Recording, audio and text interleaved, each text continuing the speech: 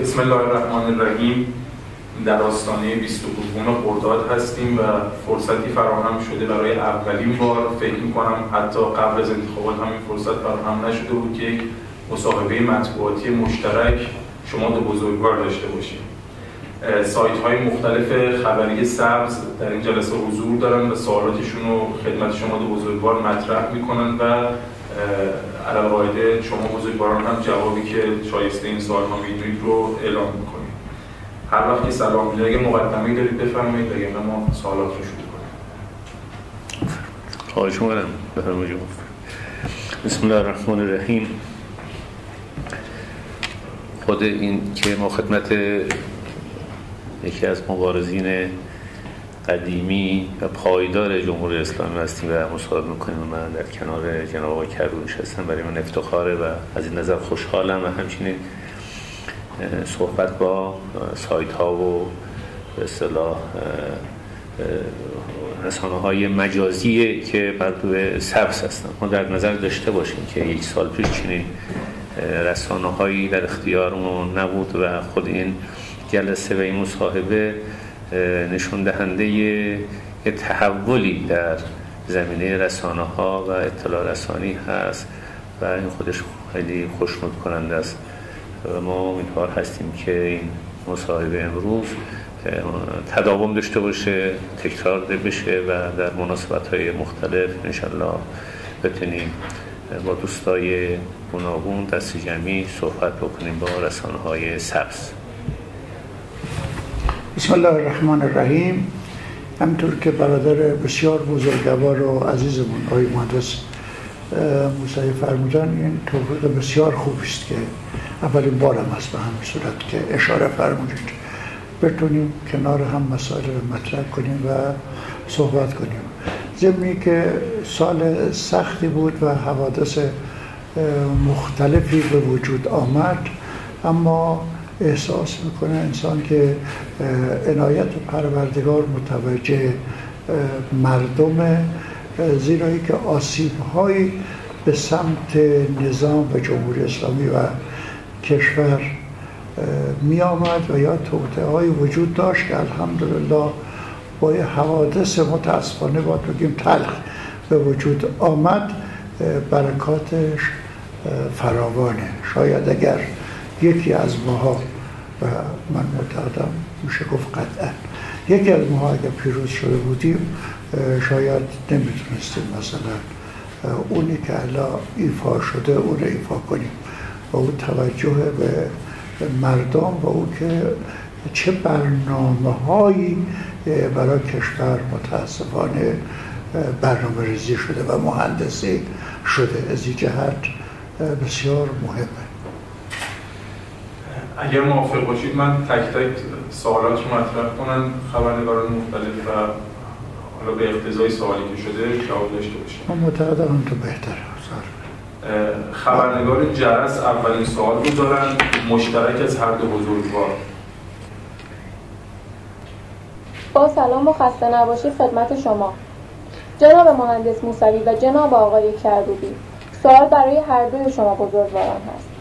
جنبش سبز برای آنکه دچار روزمرگی نشود و طرفدارانش دچار دلسردی و یأس نگردند، نیاز به تبیین استراتژی و تدوین برنامه‌های کوتاه مدت، میان مدت، بلند مدت و تعیین شعارهای اصلی دارد. برای این امور چه تمهیداتی اندیشیده‌اید؟ آیا وقت آن نرسیده که رهبران جنبش سبز برای این سه محور به طور عینی و شفاف مواضع مشترک خود را اعلام نمایند؟ با تشکر از شما، شبکه جنبش راه سبز جرس.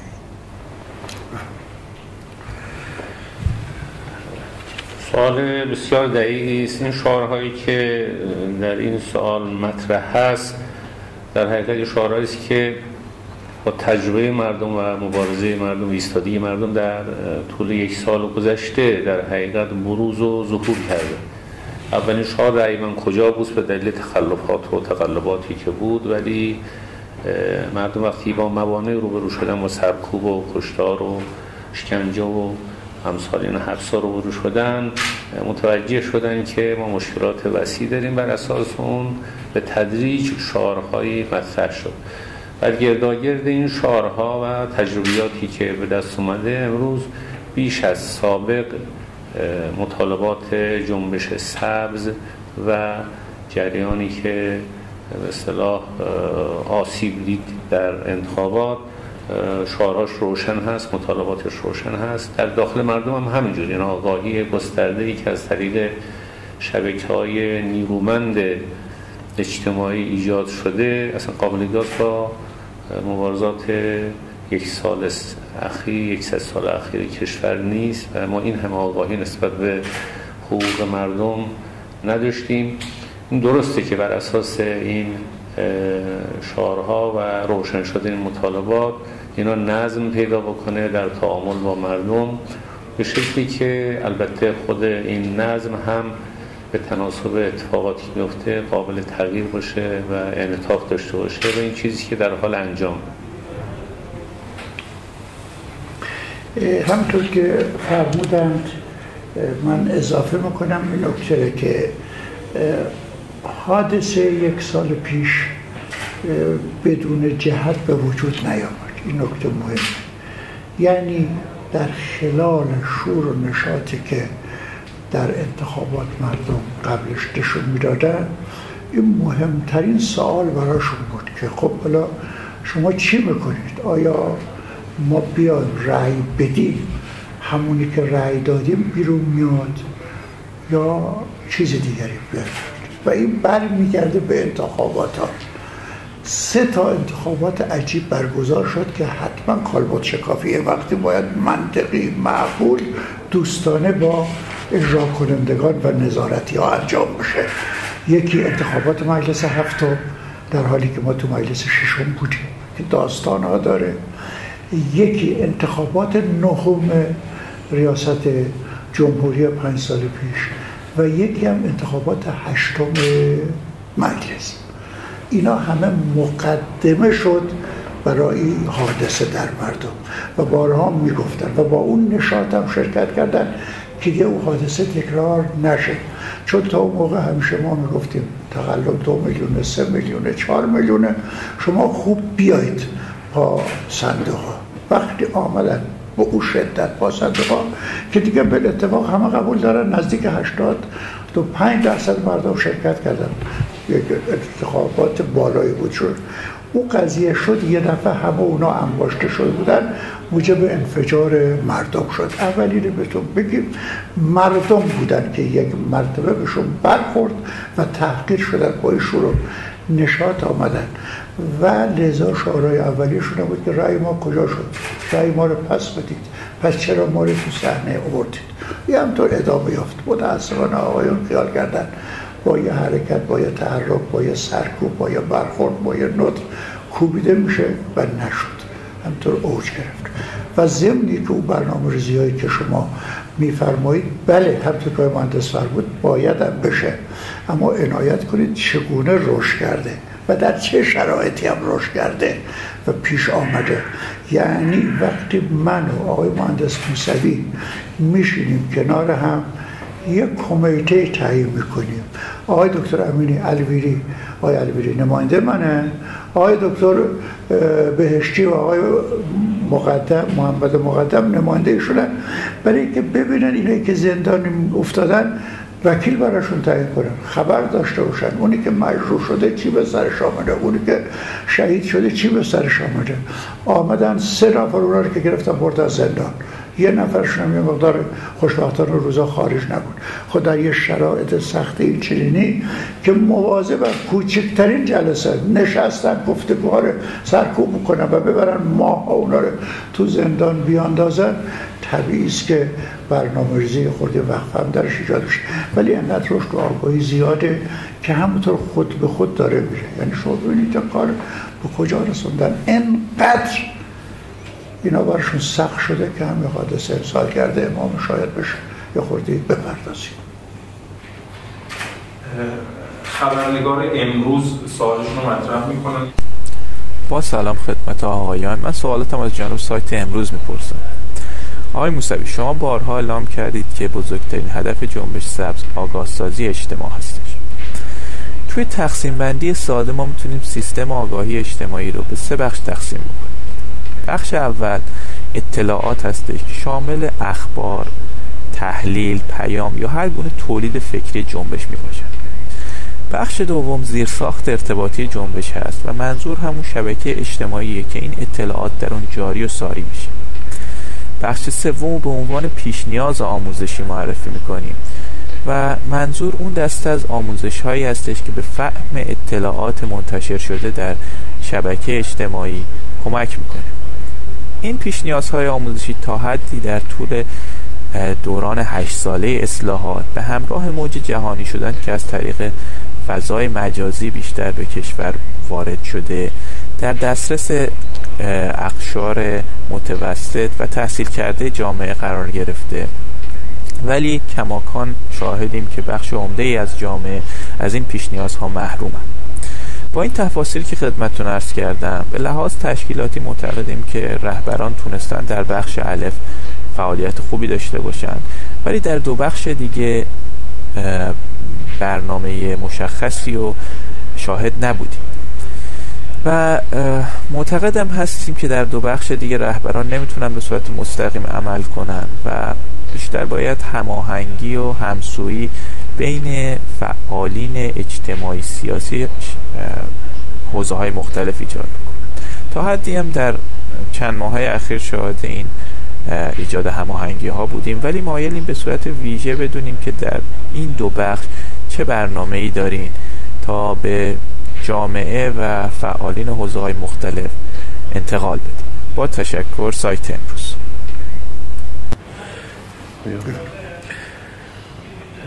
البته خود سوال به نظر من تشریحی است و یه مقدار جواب خودش رو در خودش داره و بحث کرده. همونطور که 3 قسمت میکنه مسئله رو، مسئله خود تولید اطلاعات هست و زیرساختی که برای از اون طریقات انتشار پیدا بکنه.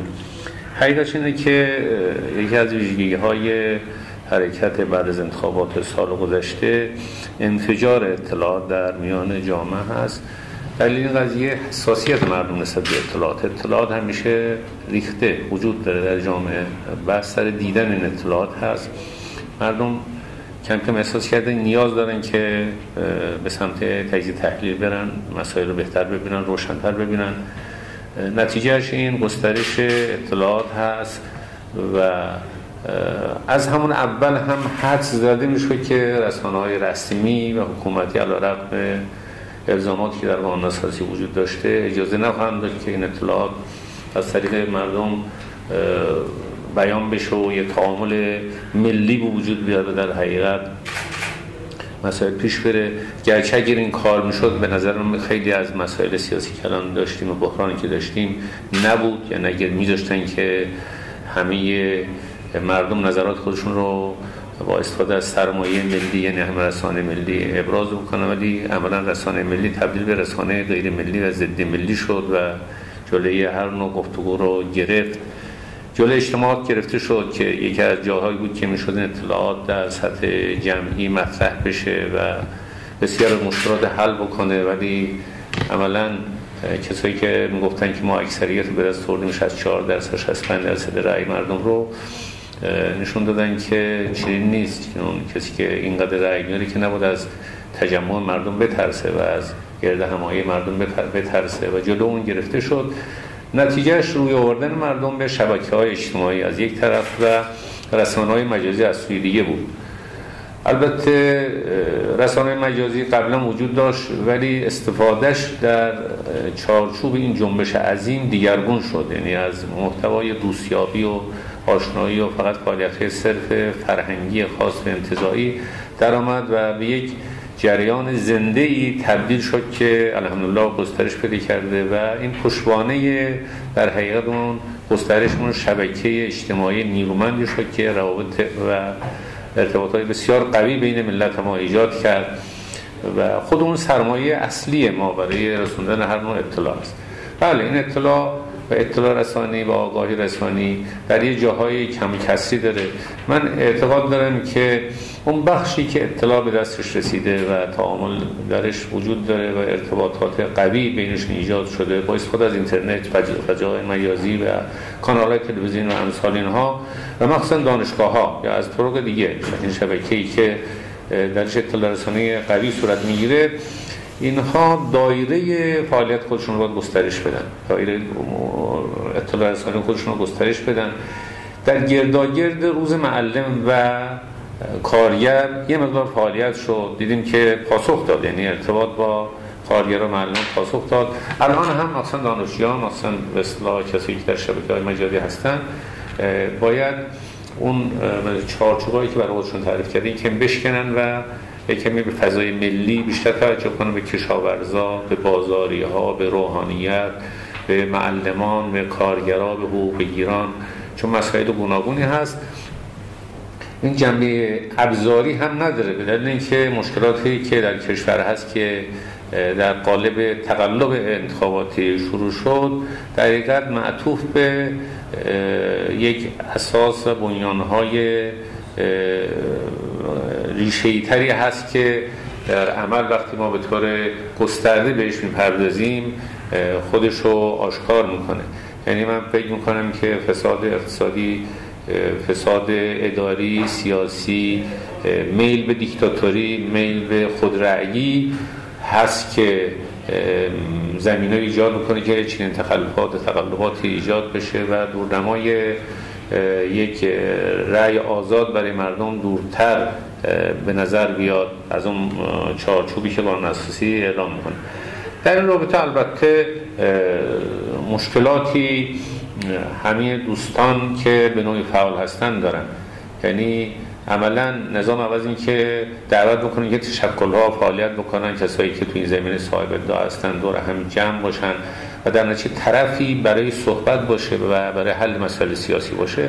هر نوع تشکلی رو، هر نوع گرد همایی رو، هر نوع جمع شدنی رو در هم میکوبه. هم تو که جناب آقای کروبی فرمودن برای 4 نفر ما گذاشته بودیم که فقط به مسائل زندانی ها بپردازن، اونها رو هم تحمل نکردن و این فرصت از کشور گرفته شده. دلیل اینکه این همه نظام مایل شده به راه حل‌های امنیتی سر این هست، به دلیل اینکه تمام راه حل‌هایی که میتونست به مسائل از طریق سیاسی مشکلات حل بکنه، اونها خودشون اینها رو کور کردن و در حقیقت اون رو از بین بردن و به همین دلیل ایجاد یه تشکیلات منظمی که بتونه پاسخگوی نیازا باشه رو ما نداریم و باز هم در این چارچوب من فکر میکنم که برای مدت قابل توجهی شبکه‌های اجتماعی و فضای مجازی باید پاسخگوی این خلأ باشن.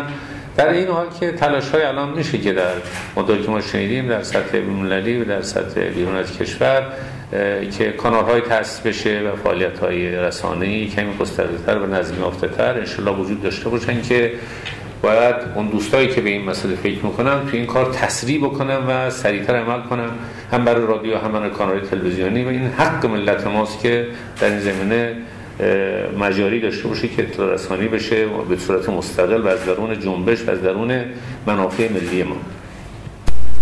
سوال دومم از آقای کروبی هستش در مورد جنبش دانشجویی و جنبش سبز. آقای کروبی، جنبش دانشجویی یکی از قوی‌ترین شبکه‌های اجتماعی رو داره و میتونه خیلی کمک بکنه در ارتباط با اقشار اجتماعی مختلف. شما در طول دوران تبلیغات انتخاباتتون خونستین قشر دانشجو رو با خودتون همراه کنین، به ویژه فعالین شناخته شده دانشجو از شما حمایت کردن، ولی امروز متاسفانه با دستگیری‌هایی که حاکمیت اعمال کرده و محدودیت‌های اعمال شده در دانشگاه، ارتباطات شما با قشر دانشجویی کم شده. ما می‌خوایم ببینیم چه راهکاری رو شما دارین برای برون رفت از این شرایط و چگونه میتونین از این پتانسیل جنبش دانشجویی برای ارتباط با اقشار دیگه اجتماع استفاده کنین. با تشکر. سایت امروز. ببینید، همونطور که خود شما اشاره فرمودید، فشارها، محدودیت‌ها دستگیری ها و از همه امکانات استفاده کردن برای که رابطه ها قطع بشه. ما داریم میبینیم هر روز چند تا شهر را دانشجو اخراج میکنن، دانشجو دستگیر میکنن، از تحصیل محروم میکنن. مجموعی از اونها خونا زندانن و بعضیشون حالا نزدیک 1 سال زندانن، حتی یه مرخصی هم بهشون داده نشده. این بهترین دلیل بر اینه که وضع در این طرف رو به رشد و توسعه، یعنی هم حرکت دانشجویی که بیشترین ضربه اونا خوردن و فشارها بیشتر رو دانشگاه و دانشجوها آمد، اما در این حال ما میبینیم همه جا حضور دارن و فعالن.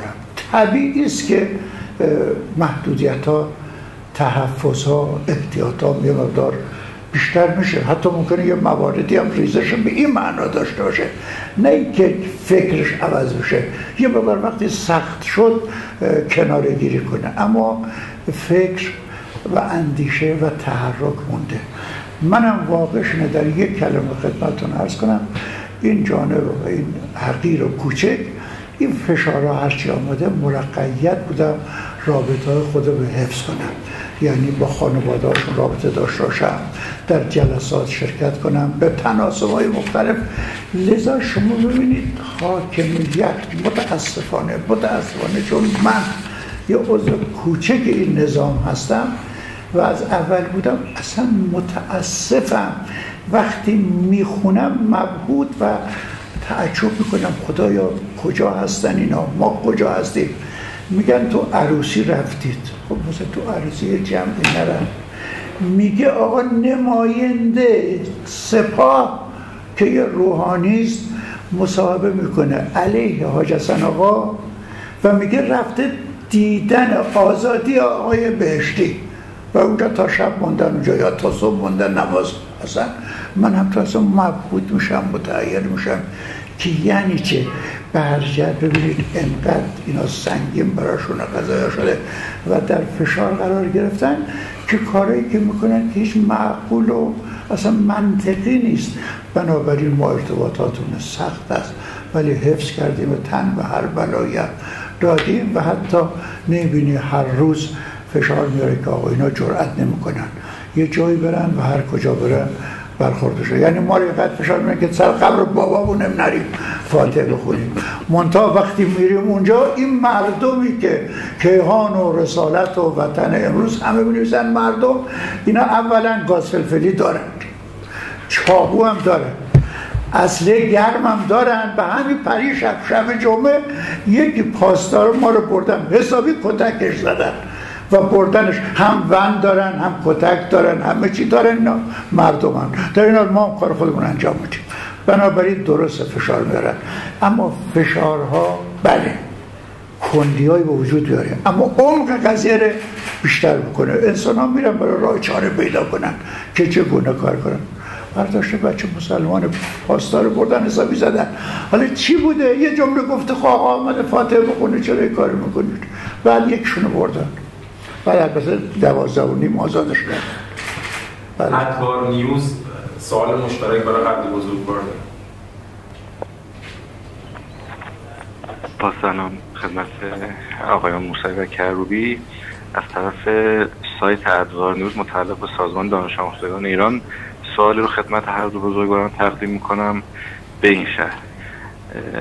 هر دو شما عزیزان از عناصر اساسی دوره حیات نظام سیاسی برآمده از انقلاب و خیزش ملی مذهبی سال 57 بوده و از آنجا که چه پیش از این تحول تاریخی در جریان مبارزات رهایی بخش و ضد استبدادی حضور داشته و از نزدیک با مطالبات مردم و رهبران انقلاب در ارتباط بوده و همچنین پس از پیروزی و استقرار نظام جمهوری اسلامی دارای نقش‌های کلیدی بوده اید، حتما تصدیق می‌فرمایید که همواره گرایشات مختلف سیاسی معانی مختلفی از مفهوم جمهوری اسلامی ارائه کرده و یا در ذهن داشتند.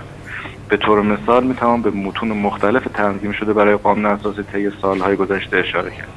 در شرایط فعلی نیز به نظر میرسد که چالش اساسی در بحران سیاسی فعلی تفاسیر متفاوت طرفین از جمهوری اسلامی است.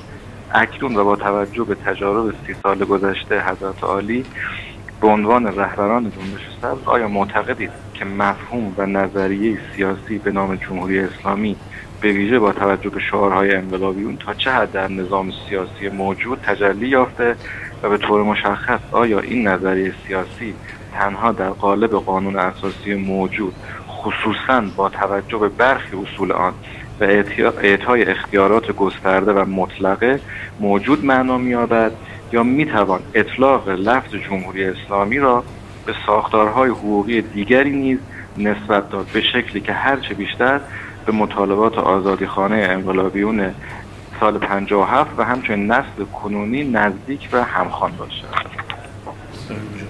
چه سلام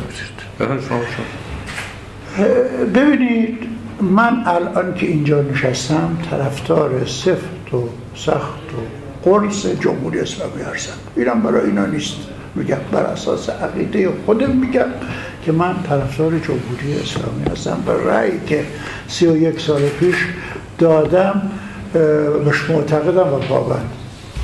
اصلا اینی که اجرا میشه تفسیر نیست، این تحمیله به قانون اساسی. از این جمهوری اسلامی که اینا دارن ازش میگن واقع شده اینا ادعیشون به رأی عقیده ندارن.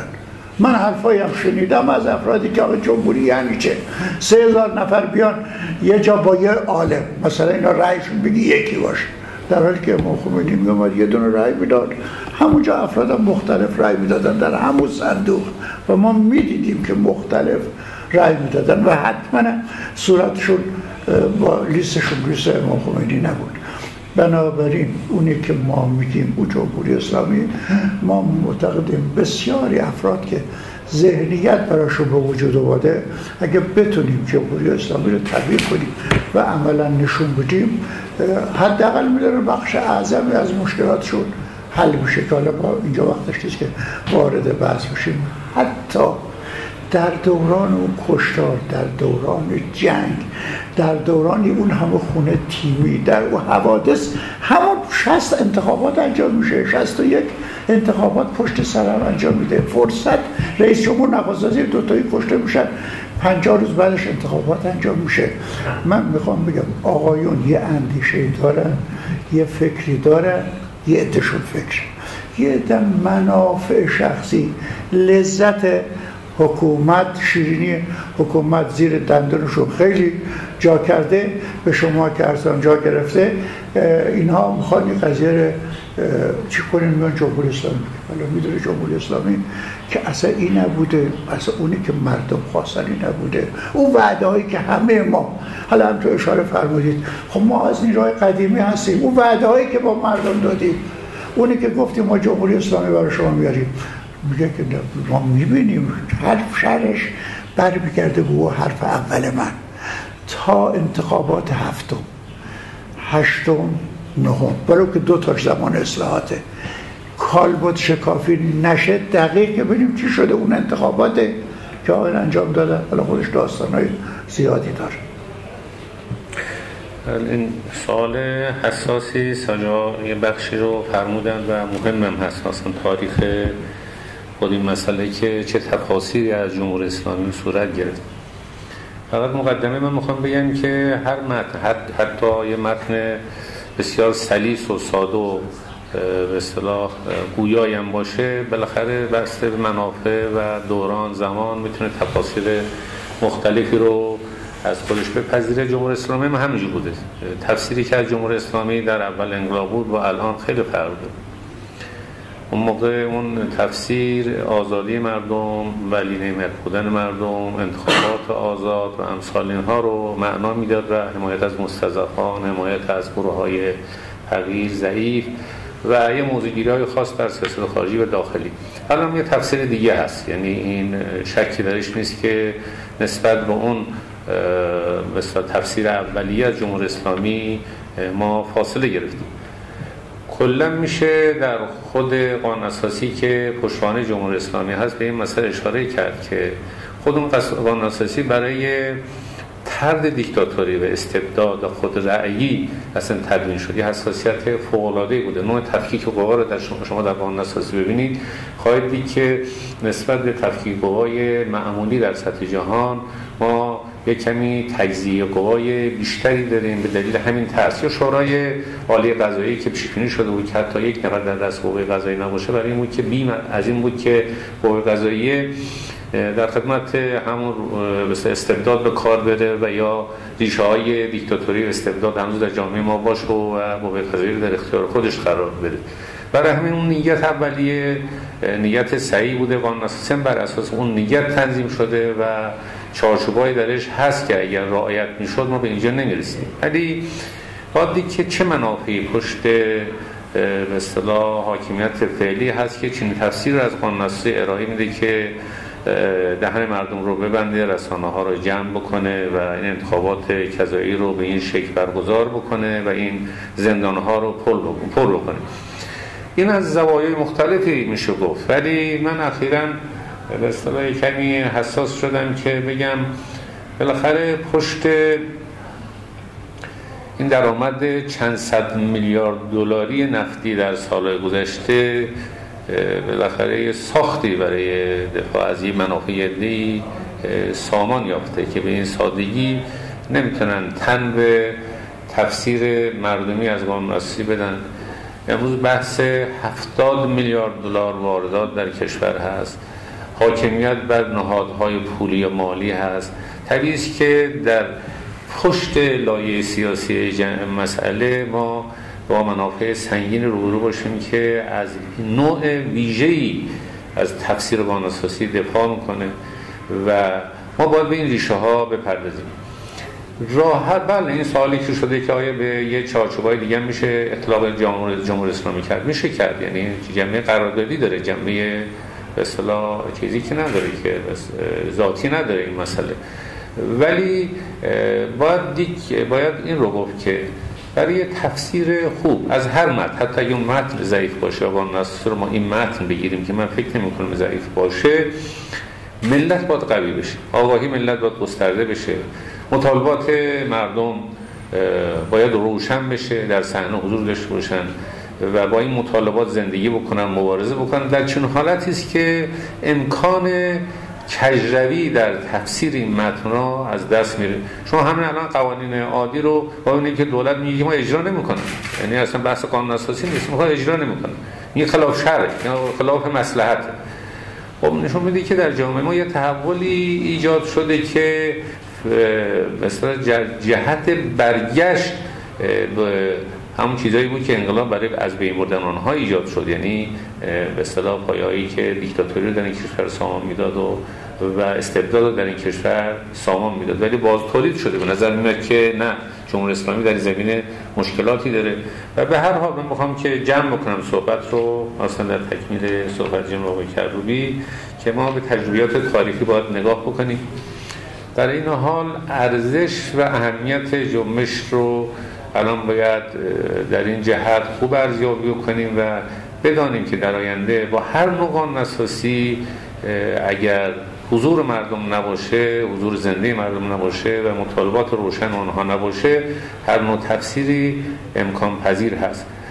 و به هر حال اون قانون اساسی فعلا ما داریم که الان اینجا یک اشاره‌ای به اون شده، در حقیقت سوال اساسی هم به اون برمیگرده. اگر هر نوع تحولی درش اتفاق بیفته با حضور نیرومند مردم و آگاه مردم میتونه چنین چیزی اتفاق بیفته، وگرنه نمیتونه بازم چارچوب‌هایی مطرح بشه بیشتر در جهت منافعی باشه که اشاره شد. من یه نکته راجع به اون مطلب عرض کنم که صحبت خیلی خوبی مهندس فرمودن. در زمان شاه زندانیا تا قبل از 50 جدا بودن، یعنی به شما که عرض کنم مسلمان‌ها با کمونیست‌ها جدا بودن، حرمت همدیگر هم کاملا نگه می‌داشتن، حتی اونا مواظب بودن مثلا روز ماه رمضان علنا روزه نخورن، حرمت نگه می‌داشتن. بعد از 50 که جمعیت‌ها قاطی با هم شد و کمون شد و خود اینا به شما که عرض کنم در یه سلول یا مسلمان یا کمونیست کنار هم قرار میدادن، یه بحثای گاهی میشد یا صحبت میشد با هم دیگر.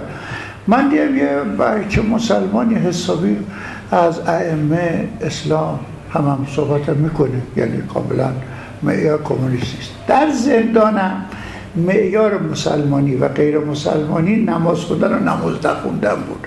یعنی کمونیست طبعا نماز نمیخوردن. گفتم خب شما که مسلمانی اینجوری بحث کنی پس چرا نماز نمیخونی؟ گفت این قرآن میگه اقم الصلاة ان الصلاة تنهی عن الفحشاء و المنکر، نماز به پایداریش، نماز شما رو از بدیها و زشتی‌ها نگه می‌داره. خب من اون بدی و زشتی‌هاش انجام نمیدم، تا چه لزومی داره نماز بخونم؟ میخوام بگم این تفسیرهای آقایون نمیشون تفسیرهاییست. گفت خب مگه نمیگه نماز بخونید تا از بدی‌ها محروم، من بدی‌ها رو انجام نمیدم. این که نمیشه که تفسیر و اینا، یه سلیقه است بر قانون اساسی بار شده، سلیقه بعضی چهره‌ها که حالا باید یه وقتی حرفا قبلیشون رو بگیم که در جلسات راجع به رأی چی میگفتن. با سلام، از طرف سایت سهام نیوز سوال خودم رو مطرح میکنم. آیا فکر میکنید حاکمیت در نهایت به خواسته هایی که شما در یک سال اخیر و چند ماه قبل از انتخابات مطرح کردید که همان خواسته های مردم هم هست تن بدهد؟ با تشکر.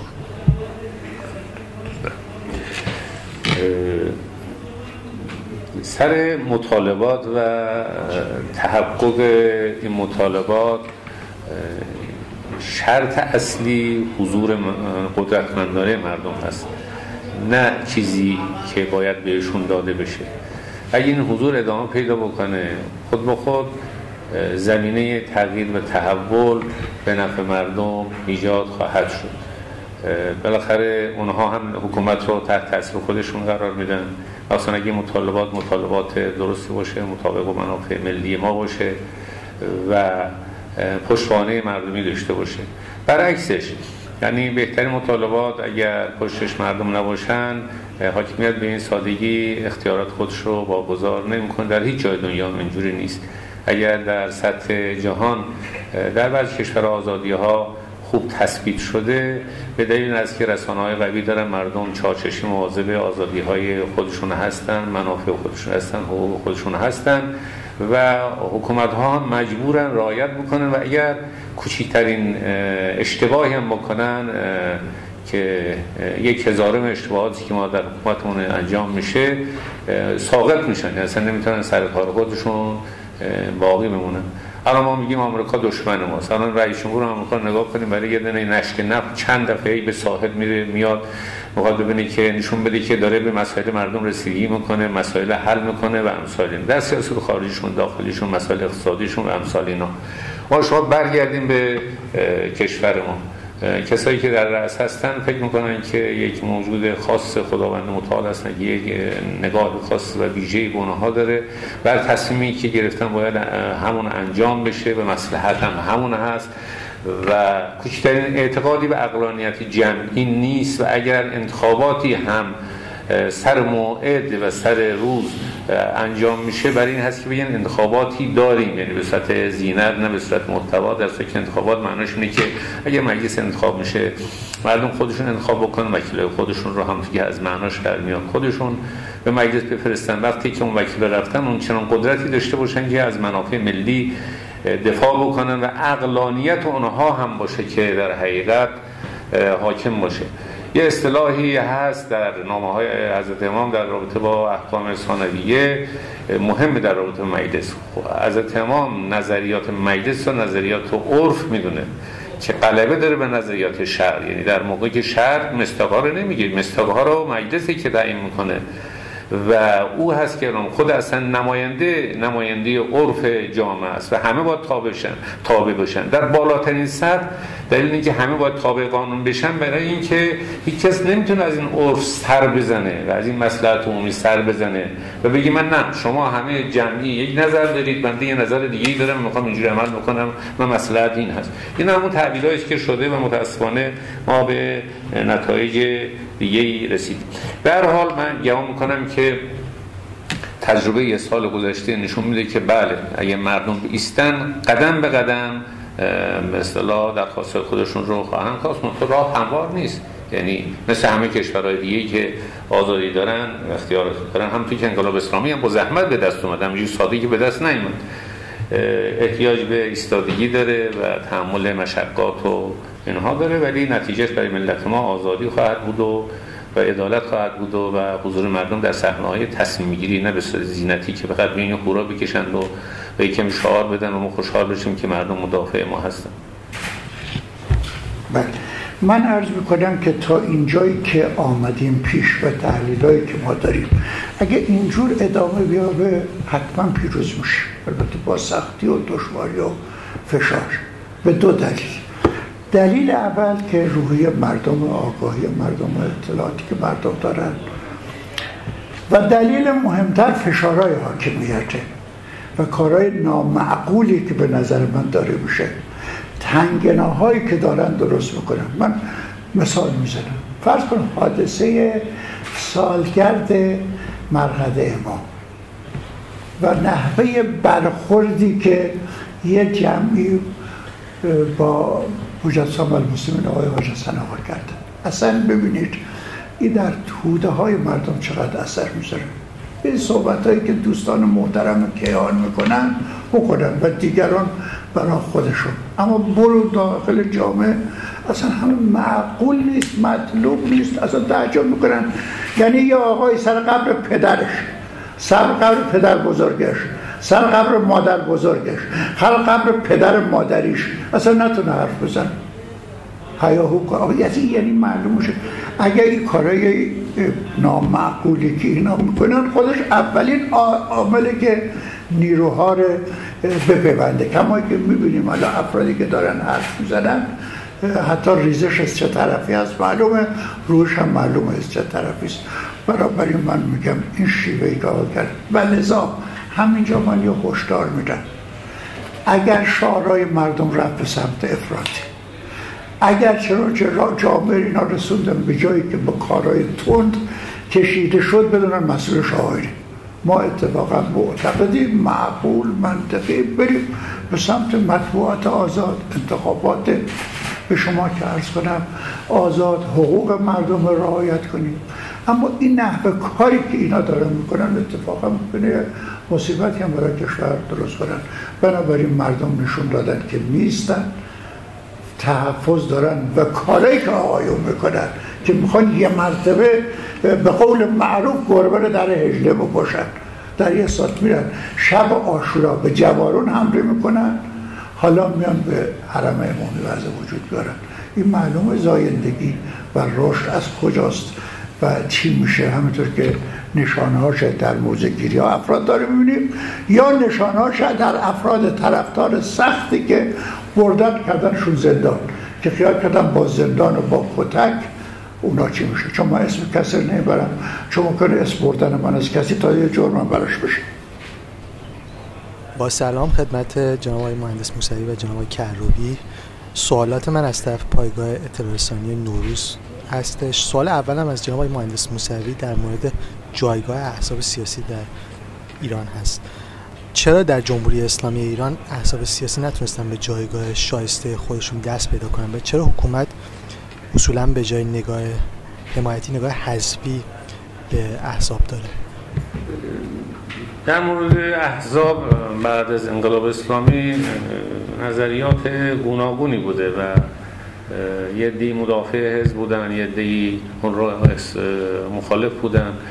یه مقدارش جنبه‌های تاریخی داره، یعنی تاریخ احزاب گذشته کشور گاهی یک نوع بدبینی‌های رو ایجاد کرده، ولی کسان دیگه‌ای بودن مثل شهید بهشتی و امثال اونها که به اهمیت این تشکل‌ها به اصطلاح ایمان داشتن و اعتقاد داشتن و عملاً حمایت کردن از این احزاب سیاسی. متاسفانه علیرغم این که در قانون اساسی به این مسئله توجه ویژه شده و نام برده شده و یکی از حقوق ملت همین ایجاد احزاب و تشکل هاست، تجربه بشری هم همین نشون میده. یعنی در کشورهایی که احزاب نیرومند هست هم فضای سیاسی امکان هست که درش مذاکرات خوبی صورت بگیره و کارها بهتر پیش بره، طرحها بهتر پیش بره و ثبات سیاسی و ثبات در سیاست به وجود بیاد. متاسفانه بودن یک به اصطلاح نیروهای در داخل کشور که احزاب رو مخالف منافع خودشون، حاکمیت خودشون و اقتدار خودشون به حساب آوردن و سعی کردن به هر نحوی شده اونها رو تضعیف بکنن. همین جریانات اخیری که دو تا از حزبای قوی و صاحبنام کشور رو از رده سعی میکنه خارج بکنه نمونه این قضیه است و این از اول البته به اصطلاح انقلاب ما زمینه‌هایی برای این قضیه داشتیم و تو این سال‌های اخیر مسئله تشدید شده و متاسفانه این اثراتش منجر به ایجاد بنبستایی در کشور میشه که راه حل‌های مسالمت‌آمیز رو امکانش رو دشوار میکنه. من فکر میکنم که در این رابطه همونطور که در مورد اجرای بدون تنازع قانون اساسی ما صحبت میکنیم، اجزای خود این قانون اساسی و اون اصولی که ازش غفلت شده باید بهش بپردازیم. به اهمیت تشکل‌ها در جامعه باید بپردازیم، کار بکنیم، به مردم توضیح بدیم، این رو به صورت یک خواست همگانی در بیاریم، به حمایت بکنیم از تشکل‌ها. الان چند تا تشکل صاحب نام ما داریم که خب اعتماد ملی هست، مشارکت هست، مجاهدین انقلاب هست، امثال اینها و همچنین تشکل‌های دیگه سیاسی و صنفی و حمایت از اینا به عنوان یک ضرورت در میان جنبش سبز باید مطرح باشه.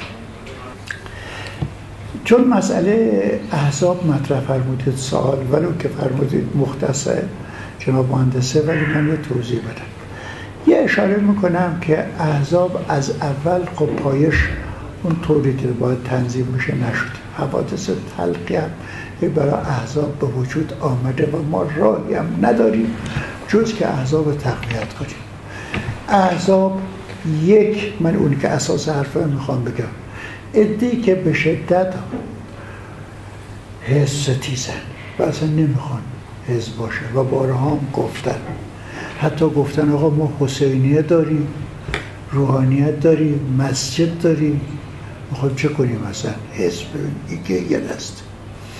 یه دست هم میان دخالت در احزاب میکنن، نمیذارن احزاب نیرومند بشه متاسفانه. ضمنی که هماهنگی با احزاب باید بشه یا احزابی که یه در یک گرایشن هماهنگی داشته باشن، ضمنی که خانه احزاب با تقویت بشه، اصلا حزبای مخالف با هم دیگه از نظر سلیقه باید همدیگه رو تقویت کنن، نقدم بکنن. خود هر گروهی مواظب باشه دخالت‌هایی نکنه، کارایی نکنه که او حزب تضعیف کنه. ما الان می‌بینیم یه دفعه یه چیزایی به وجود میان وارد احزاب میشن و خودشون شکاف بین احزاب به وجود دارن. لذا حزب ضروریه، حزب باید ادامه بیابه، زحمت هم داره، باید تلاش کنیم. اما این نکته هست، هم حزب ستیزا هم حزب گریزها مواظب باشد. حالا اگر حریف حزب ستیزا نمیشیم، اقلا حزب گریزها پابند به حزب بشن. اما الان شما نگاه کنید الان چه بلایی به سر ما آوردن. دو حزب بره که اونجوری هنوز چیزی نشده او حرفا رو دربارشون میزنن. عده‌ای از سران احزاب هم که الان تو زندان هستن، اینم به جای خود ما بدون دلیل، بدون قانون در ماه رمضان، فکر کنم 17 شهریور بود که آمدن به ما گفتن پاشو برو خونه. ما آمدیم خانه، هم دفتر شخصی منه هم حزب، پلم کردن تا امروز پلم، هیچ گونه تحرک و اجازه به ما نمیدن که کاری انجام بدیم. لذا اگه بعضی بچه همون هم تو پراکنده انجام کار میدن، باید معلومه حزب شکل نمیگیره یا حزب با مشکلاتی روبروست. ما تا انتخابات داریم، همه ارکان نظام ما با رأی مگه میشه بدون حزب انجام بشه. لذا حزب میخواد، واقعش اینه که حزب نمیخوان متکی به نیروی بسیج و معتقدن که بسیج ها باید انتخابات رو برگزار کنن. سوال دوم از جناب آقای کروبی در مورد واکنش علما و مراجع نسبت به حوادث پس از انتخابات هستش. چرا علما و مراجع شیعه نسبت به ظلم و ستم‌هایی که در حق مردم روا شد در حوادث پس از انتخابات عکس‌العمل چندانی نشون ندادن و اصولا دلیل این سکوت و گوشه‌گیری علما در قم و نجف از نظر شما چیه؟ منم از علما میخوام و خواستم که علما یه مقدار فعالتر برخورد کنند در بیشتر عنایت بفرمان به این مشکلاتی که برای مردم رخ داده. اما من اعتقادم اینه که نه، علما خیلی کار کردن در این مراجع حوزه ها. اولا فشارها به اونا خیلی زیاده، این من خدمتتون عرض کنم. ثانیاً شرایط اونا غیر از شرایط من و آقای موسوی یا دیگری است. ما دیالا راستش تن به بلا دادیم و خودمون برای همه چی هم آماده کردیم. من این کلمه رو تو مصاحبه میگم، آقای موسوی صلاح دونست بمونه، صلاح ندونست عرض کنه. یه روز در منزل ما آقای مهندس موسوی گفت بهترین حالت برای اینه که بیان ما دوتا رو بگیرن ببرن. اگه بگیرن ببرن دیگه احساس مسئولیت هم نمی‌کنیم، احساس می‌کنیم دیگه تو زندانیم. خب مراجع که نمیتونن اینجور برخورد کنن، مراجع نمیتونن که مثل بنده خودشون آماده کنن یک جمعی جمع بشن در خانه من شیشه بشکنن، فحاشی بکنن، هرچی بگن، حتی امنیت اون مردم رو به هم بزنن که اونجا دارن زندگی کنن. من میدونم الا همسایه ما همیشه نگرانن که آیا یه حادثه برای اینا رخ داد، آیا ما هم قربانی میشیم یا قربانی نمیشیم. بنابراین در عین حال ادعای از مراجع عکس العمل نشون دارن. شما اطلاع آقای ثانیه ببینید، همیشه حرف زده، حمایت کرده، صحبت کرده. شما اطلاع آقای اردبیلی در حد خفیفتری حرف زده، موضوع گیری کرده، ملاقات با بزرگان کرده، اینا گفتن. شما ماجرای آقای دکتر احمدی نژاد رئیس جمهور به قم خیلی معنا درش نهفته و درش خوابیده که اولا به هیچ وسیله حاضر نشدن ملاقات باش بکنن. حتی از تهران هم صحبت شد، جز یکی از مراجع با دیگه ملاقات نکردن. بله یکی دو دیگه ملاقات کردن، اما مراجع جدی یه نفر ملاقات کرد، اونم با حرفای تندی زده بود. اصلا بعضی علما راستن گفتن که حرام ما ملاقات باشون بکنیم، ملاقات نمی‌کنیم، اصلا من حاضر نیستم. اصلا شما نگاه کنید چهره هایی که اصلا ملاقات نکردن با او، اینا همه عکس العمل بود. اصلا اینجوری نبوده. اصلا رؤسای جمهور بعد از انتخابات وقتی قم میرفتن اصلا دقت میشد که نکنه یک مرجعی باش ملاقات نشه که یه نوع توهین به اون مرجع میشد که اگه ملاقات نشه. حالا یه مرجع جدی داره، یه مرجع ملاقات کرده، بنابراین نه، دیدار خانواده رو دادن، مسئول پیگیری کردن. بعضی مراجع حتی که در سیاست وارد نمیشن، همه خانواده‌های زندانی که رفته بودن اونجا، کسی که خواسته بود باش صحبت کنه گفت بود مثلا شما هم بیاید، دوباره فردا هم بیاید.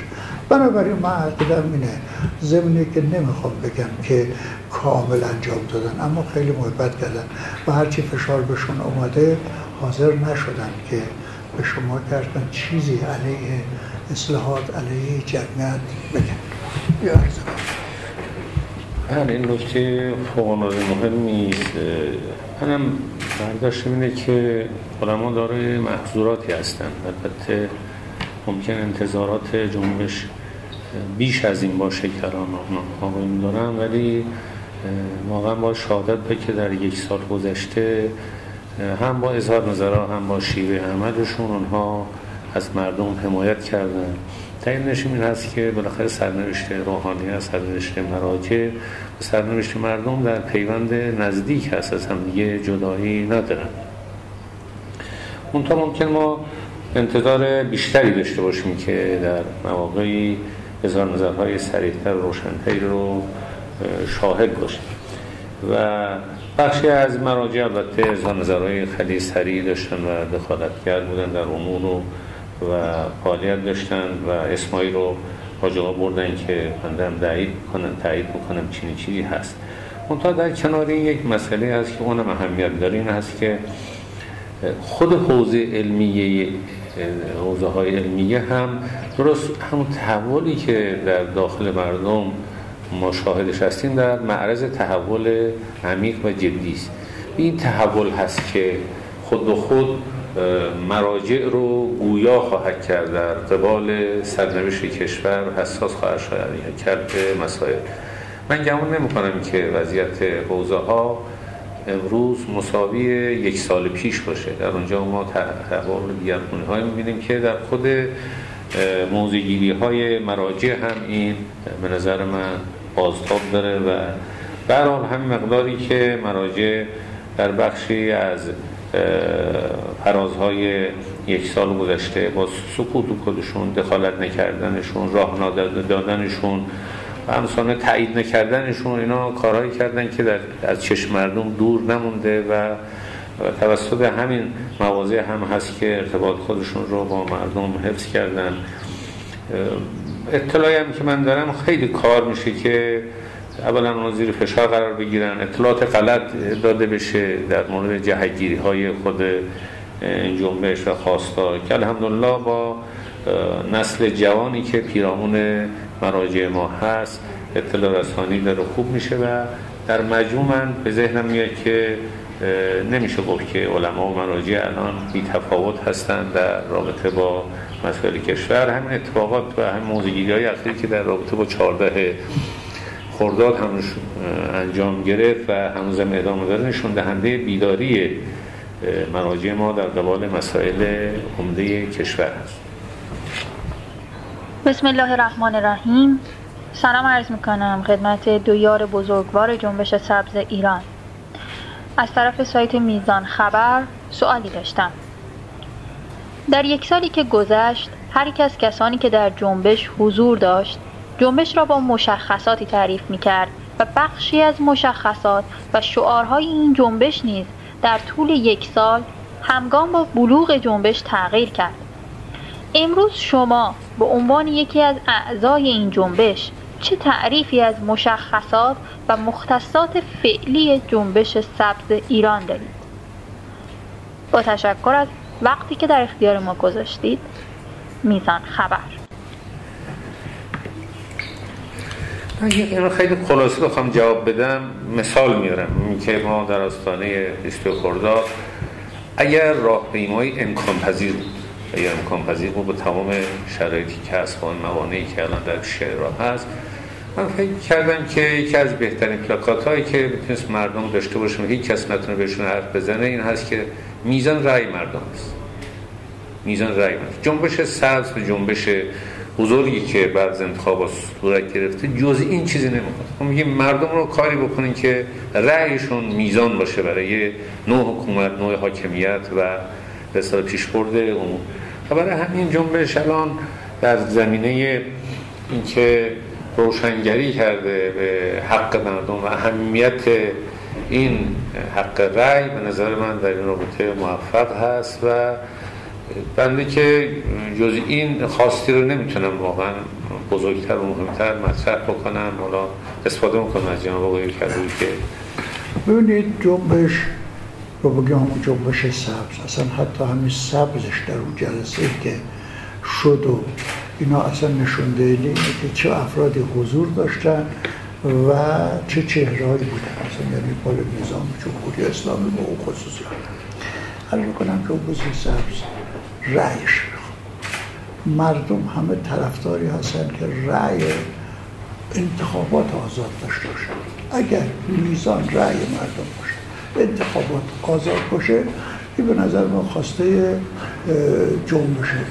طبیعی است که ممکنه در خلال یک حرکت عظیمی یه افرادی هم حرفای دیگه بزنن، حرکت‌های ساختار شدن هم داشته باشن، اما ما بارها گفتیم ما چارچوب قانون اساسی هیچ نمیدونیم، قانون اساسی هم بی عیبه، بارها هم گفتیم غیر از کتاب خدا هر عیب.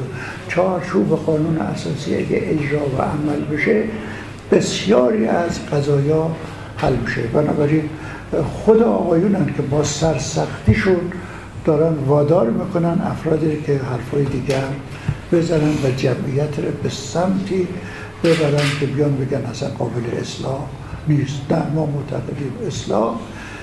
میگم همه کنی حرف هم باید باشه، ما بعده ندادیم، ما حتی نگفتیم کمونیست هم میتونه بیا حرفاشو بزنه، مگه نگفتیم تو دانشگاهی بحثا بشه.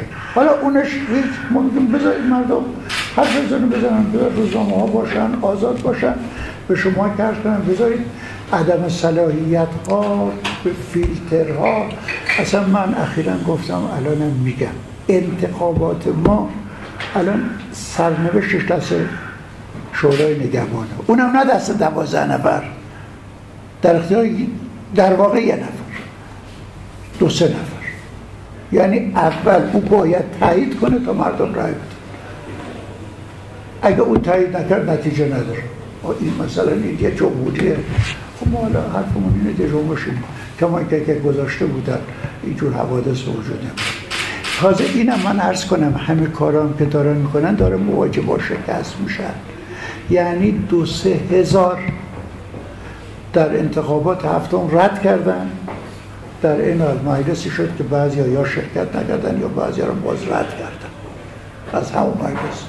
الان هم میبینیم که افرادی که اونجا داره حرف میزنن مطمئن باشن اگه این روال ادامه بیابه بعضی همینا هست میشن، بعضی ها یا کنار میذارن یا این که به شما کرد کنم عدم صلاحیت بهشون میزنن. اصلا ما دردمون اینه، صاف و پوسکنده جنبش اینه که آقا مردم بذارید خودشون انتخاب کنن. مگه امام نگفت مردم خودشونو بذارید انتخاب کنن؟ ولی نعمتا میزان رأی اونا بلدن چه کار کنن. یعنی چی؟ قیم مردم نمیخوان. آخه همه اینا رو اونا بهتر از ما فکر میکنن. ما این کل جنبش یعنی این همه حرفای ساده که این 30 سال گفته میشد و این 20 سال به تدریجی بلا به سر شدن. سوال سایت تحول سبز از هر دو بزرگوار. به نام خدا و با سلام خدمت حجت الاسلام و المسلمین جناب آقای کروبی و رئیس جمهور محبوب جناب آقای میرحسین موسوی و با تشکر از فرصتی که در اختیار سایت تحول سبز قرار دادید. اما سوال سایت تحول سبز از شما دو بزرگوار. در مورد شعار اجرای بدون تنازل قانون اساسی مفصلا بحث شده است. جناب آقای مهندس موسوی هم در جایی اشاره کردند که اگر بخشی از قانون اساسی به نفع بخش دیگران تعلیق شود ممکن است به بی‌معنا شدن کل قانون اساسی منجر شود. آیا به نظر شما زمان بازنگری در بعضی از اصول قانون اساسی که عملاً باعث معلق ماندن دیگر بخش‌ها شده‌اند فرا نرسیده است؟ و راهبرد شما برای اعمال اصلاحات یا تغییرات احتمالی در قانون اساسی چیست؟ متشکرم. من رو بازم خلاصه بخوام جواب بدم، این که قانون اساسی با تحول پیدا بکنه تردیدی نیست. خود قانون اساسی هم یه سازوکارهایی برای این مسئله پیش بینی شده، باید هم اینجور باشه. منتها این تغییر قانون اساسی مهمی که در چه موقعی تغییر پیدا بکنه. موقعی اگر ضعف مردم باشه، در موقعی باشه که همه ساختارهای حکومتی خودسرانه دارن عمل میکنن و حتی قوانین عادی مورد بی‌اعتنایی قرار میگیرن با این خلوت وسیع، طبیعیه که در چنین شرایطی اگر قانون اساسی تغییر پیدا بکنه یقینا به نفع مردم نخواهد.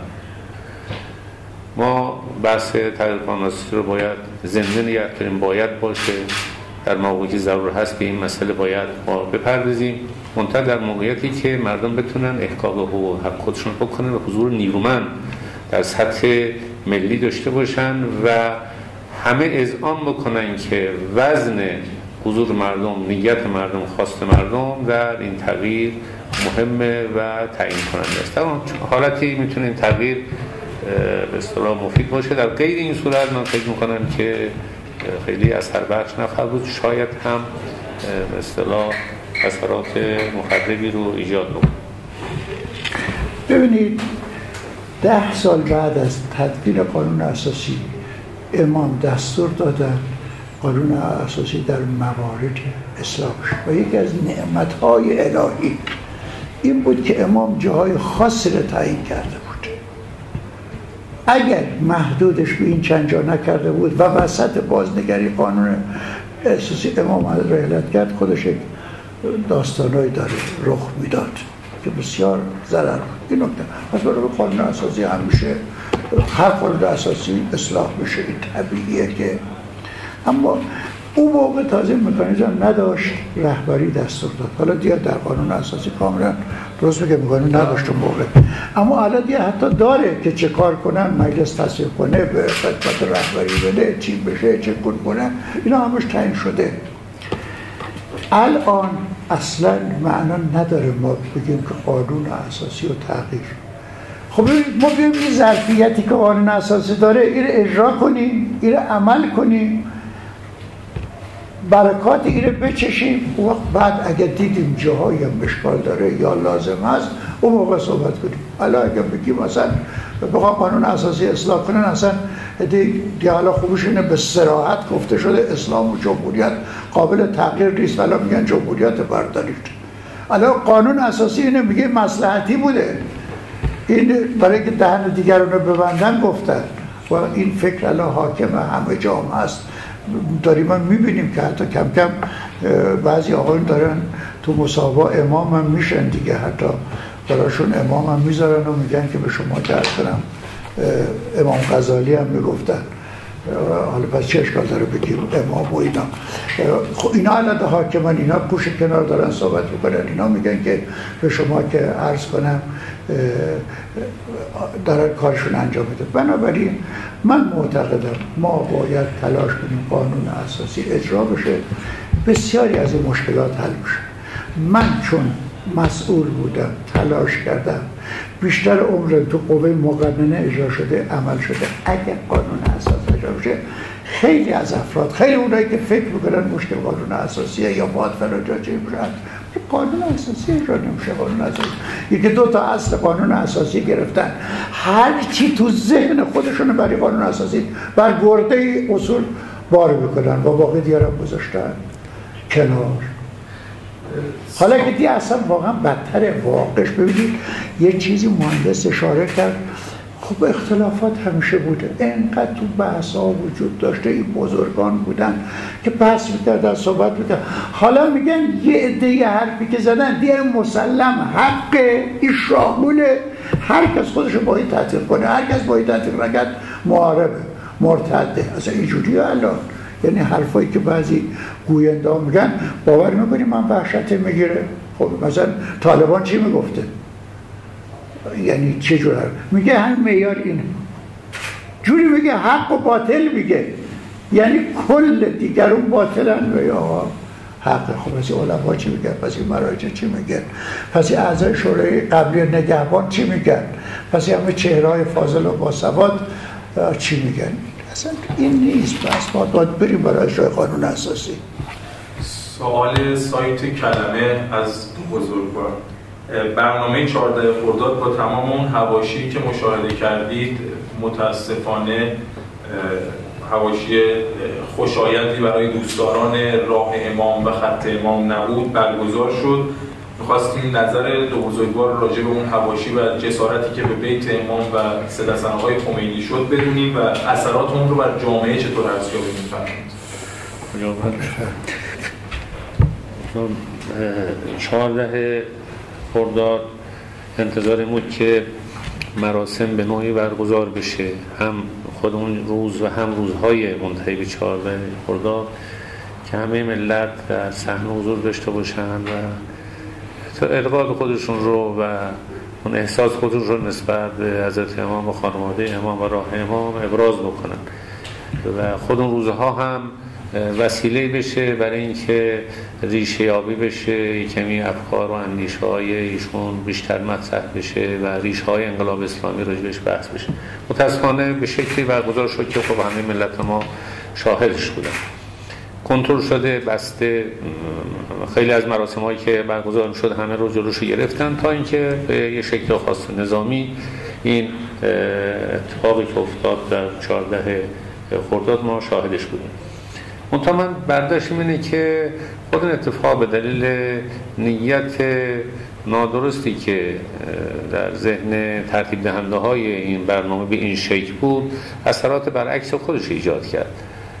من گمان میکنم که در این اتفاقات مردم به مظلومیت خط امام، مشی امام، خانواده امام بیشتر پی بردن. حاج سید حسن آقا رو مردم میشناختن، یعنی به عنوان یه چهره مقبول، مثلا مظلوم، آقا، همراه مردم، در کنار مردم. ولی این جریانات اتفاق باعث شد که مردم بفهمن که ایشون در حوزه‌ها ریشه داره، آدم فاضلی است و جزء مجتهدین هست و یه فرد برجسته است و میتونه یک امیدی در کنار به روحانیت ما و چهره‌های برجسته ما برای آتی نظام ما باشه. تمام اینها از برکات به نظر من این 14 خرداد بود. این اثرات برعکسی که اون ترتیب دنده ها در حقیقت گرفتن. امروز که من نگاه میکنم به 14 خرداد، ضمن که آدم متأثر میشه از اتفاقاتی که اونجا افتاد و ظلم هایی که صورت گرفت و وضعیتی که در اونجا حاکم بود، ولی میبینم که نتایجش نتایج خیر برای ملت ما بوده. یقینا در این مساف خانواده امام درخشانتر و پرفروغتر در سطح ملی ظاهر شده و ما باید شکرگزار خداوند متعال باشیم از این مسئله. ببینید حادثه خرداد، امسال 14 خرداد، چند تا نکته مرز. اولا شما میدونید که امام آقام 8 سال نخست وزیر بود، در حساس ترین موقع میدونم، منم نهادهای مختلف، خیلی تکیه داشت که در هر موردی هی به مردم بگه مردم صاحب انقلابن، مردم انجام میدن، به مردم خدمت کنید. اصلا تفکر امام بود. آقای جمالانی میگه یه وقت من رفتیم خدمت امام، آقای جمالانی رئیس اوقاف بود، گفتم آقا یه سری مدارس مخروبه یا مساجد مخروبه، مدارس به خصوص در تهران وجود داره، مرسای قدیمی، من میگم اینا رو باید اوقاف متولی باشه و انجام بده و حضور داشته باشه. روحانیت مبارز که یه تشکل خاصی است و یه جمعی هستن، اون موقع مجمع نبوده، روحانیت میگه که ما باید انجام بدیم. آیا نظر شما چیه؟ ما اوقافی انجام بدیم یا اونا؟ گفت امام برگشت گفت هیچ کدومتون، نه شما نه اونا. علما، آقای آشتیانی که چند تا از علمای قدیم تهران اسم بود، که اونا باید انجام بدن. از این کار مردمیه. در هر چیزی امام رو مردم تکیه میکنه. خب ولی سالگرد امامه، تحرک بود، دانشگاه تحرک بود، روحانیان تحرک بود، اصناف تحرک بود. انجام رو یه جورش کردن که همون یه روز، اونم به اون صورت. حتی نذاشتن محل سکونت امام یه مراسم اونجا جمع بشن، مردم اطعام بشن طبق معمولی که انجام میدن توی قضایا و اینا. برکاتی هم هست برای مستضعف، برای مردم، ولی من کار ندارم و شخصیت ها برای صحبت بکنن. خب این معلومه که تا ابد الحرم هم کار کردن. بنابراین اصلا درست خلاف مشی امام بود و خوبم تلخ بود برای من، اما خوبم جواب داد که بفهمن این شیوه ها چقدر پیامدهای سهمگین داره و چه مشکلاتی به وجود میاد. بنابراین و خصوصا دیگه اونی که به اعلا رسوندن وقاحت نظرن، یه آدم فاضل، باسواد، آقازاده، نجیب که حالا شرح فضل و خصوصیت آقای حسن آقا و چرا این کاری میکنن و مقدماتش چی بوده، اینا ما میذاریم در یک فرصت دیگه. همین اندازه میگیم که انقدر اینها بد عمل کردن که حتی میگن مصطفوی، یعنی یا میگه فرزند امام اصلا سید نصرالله است. سید نصرالله یه سید محترم، عزیز، خوب، اصلا یعنی چی؟ چرا به هویت مردم اهانت میکنید؟ چرا به یه ملتی با این تمدنشون، با این عظمتشون اهانت و جسارت میکنید تو اینا؟ آقای رسول الله آیا خوب اینقدر آدمایی بودن که در رکاب امام فداکاری کردن دوران خفقان امام. خوب حسن آقا از همینجا بعدشون میاد که روز قبلش با ورزشکارا یا هر کی بود یه گروهی سخنرانی که حالا تعریف کردن از امام مهم نیست، اون موقع چوب و چماق و شکنجه بود، اون موقع مهمه و اشاره کرد به نیروهای قدیمی. حالا اگه فرزند معنوی هم باید به امام گفت فرزند معنوی امام، فرزند امام مثلا معنوی دیگه در ایران هیچ که پیدا نمیشه، باید رفت را حاصل حسن نصرالله. و اگه این چیزی ما به لبنان 3 میلیون جمعیتی محترم بیایم بگیم که آقا شما مثلا چنینید، آقای سید حسین میر موسوی، آقای حسن آقا فرزند شماست، بهشون بر نمیخوره؟ از مسیحیش، از مسلمانش، از سنیش، از شیعش، که چه حرفا چیه؟ روابط آره، ارادت آره. ام‌القرای ایران بله، علاقه به ایران داریم بله، علاقه به همتون داریم. یعنی چه جسارت بکنید؟ چرا توهین به ما بکنید؟ همچه حرکت ها کردن در افغانستان سالهای دهه 70 که حوادثی به وجود آمد که من وارد اونا نمیشم که چقدر افغان‌ها حق داشتن بهشون برخورده بود. با سلام، سوالات من از طرف پایگاه اطلاع رسانی ندای سبز آزادی مطرح میشه. سوال اولم از آقای میرحسین موسوی درباره استراتژی‌های جنبش سبز هستش. آقای موسوی، با توجه به تنگناها و شرایط دشوار برای سیاست‌ورزی مدنی در داخل ایران، چه راهی رو برای ابراز وجود جنبش سبز پیشنهاد می‌کنید؟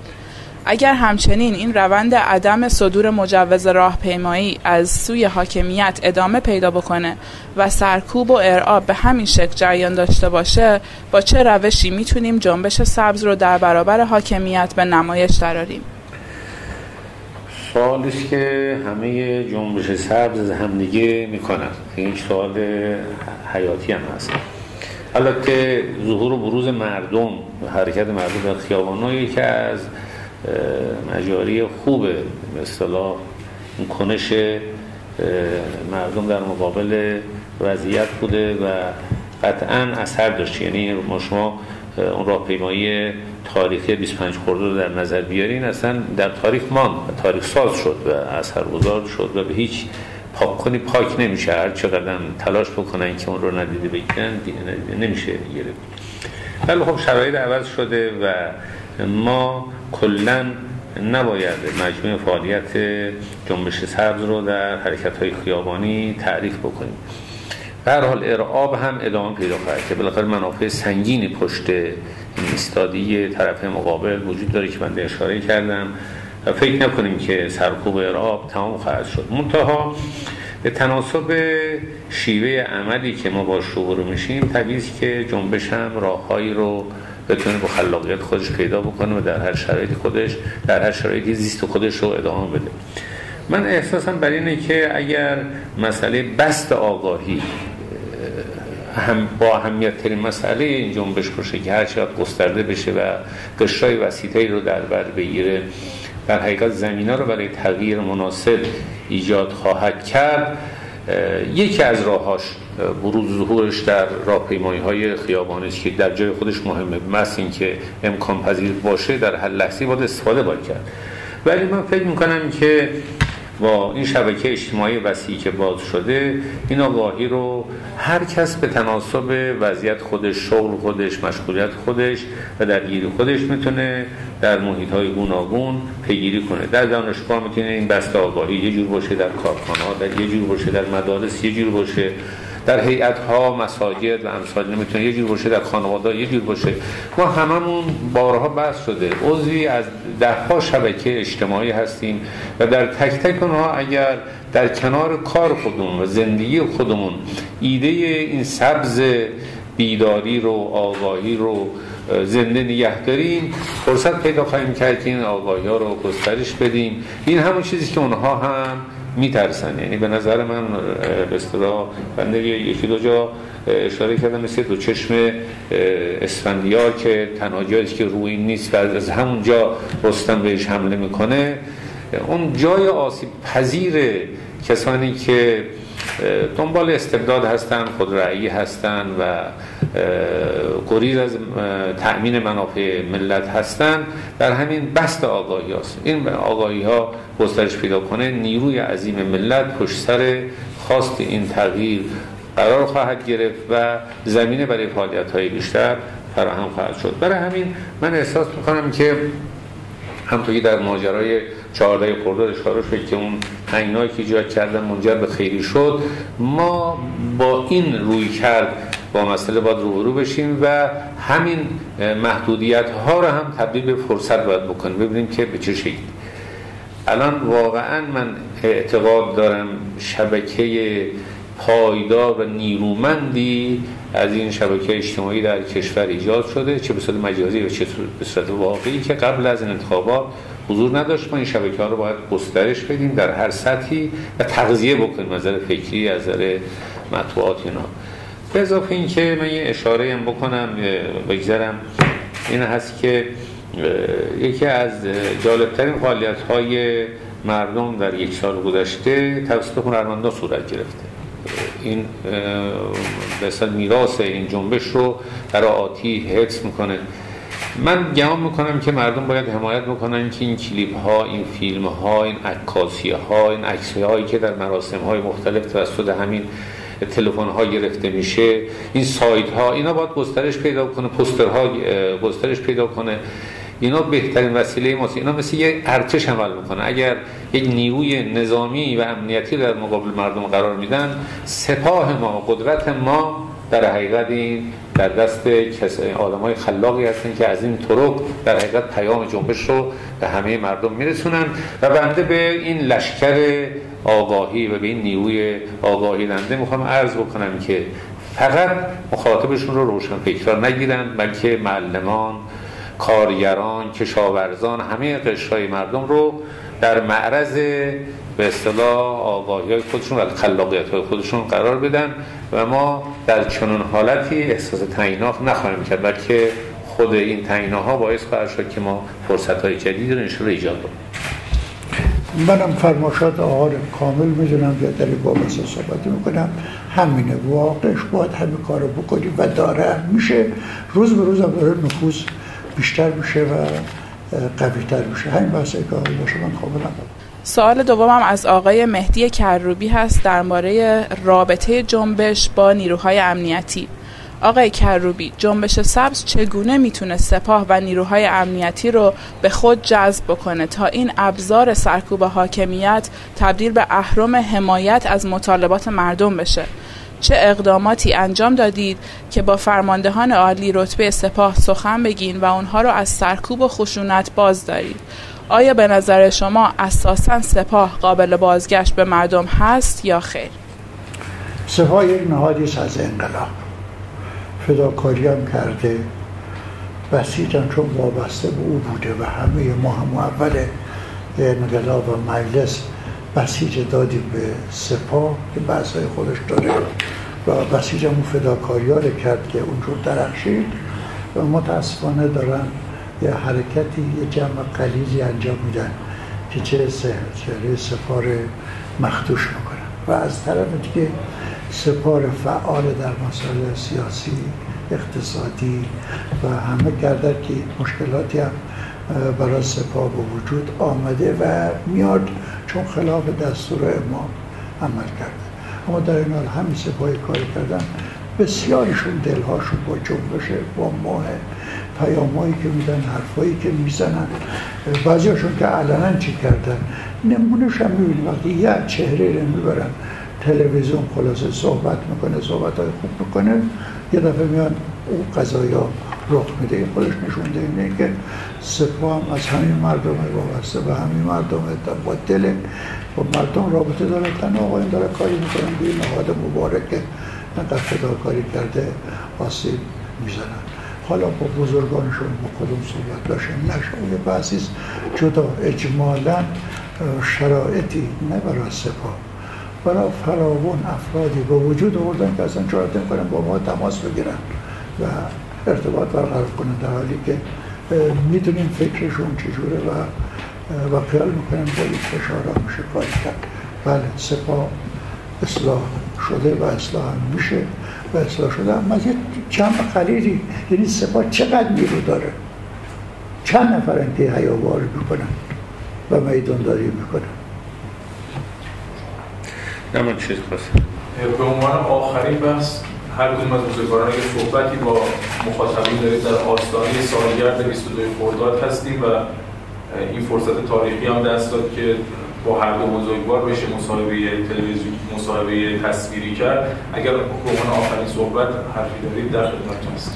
آخرین عرض بر اینه که ما باز عرض ادب و سلام میکنیم مردم و تقدیر و تشکر میکنیم و واقعا رهبرمون مردم هستن. من خودم عرض میکنم و او فداکاری‌های کردن، به خصوص خانواده‌های آسیب دیده و رنج دیده، زندانی داده، شهید داده، مجروح داره، اونایی که از کارشون حتی بیکار شدن، بهشون عرض سلام میکنیم و تشکر میکنیم و به قول معروف مخلصشون هم هستیم.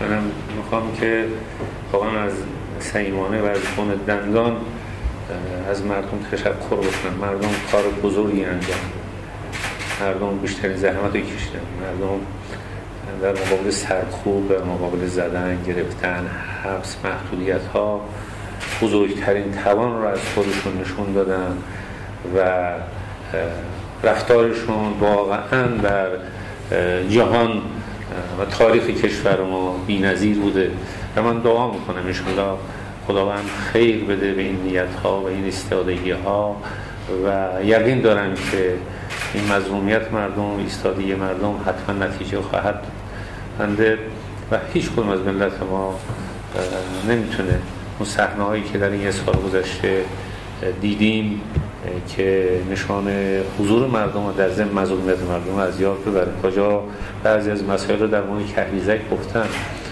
چیزایی که پنهان، خبرهایی که بود در مورد لخت کردن مردم و شلاق زدن بر تنشون، صحنه‌هایی که بعضی تیکه هاش ما تونستیم ببینیم با امکانات محدودی داشتیم.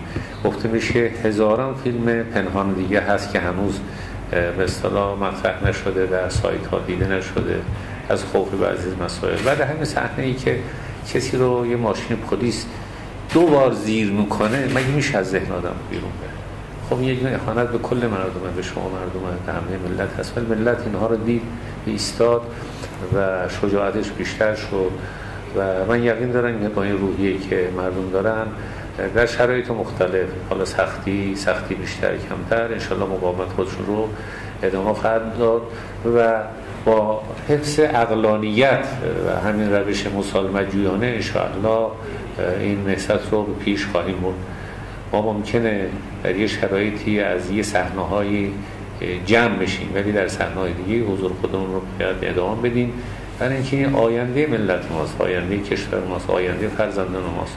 ما نمیخوایم که برده باشیم، ما نمیخوایم که یه عده خاصی حکومت بکنن، مردم به هیچ شمرده بشن، آزادی مردم سلب بشه، دیگران خودشون رو وکیل مردم بدونی که مردم به اونها وکالت داده باشن بدانن. اینا چیزایی است که با تلاش و همت و فداکاری به دست میاد و همه باید آماده باشیم برای پرداخت هزینه‌های لازم برای این قضیه رو و یقینا خداوند این راه رو خواهد گشود. ما الان در یک منظر بهتری نسبت به یک سال گذشته قرار داریم برای حل مشکلات کشور. انشاءالله در آینده این راه رو وسیع‌تر و بازتر و سبزتر ببینیم.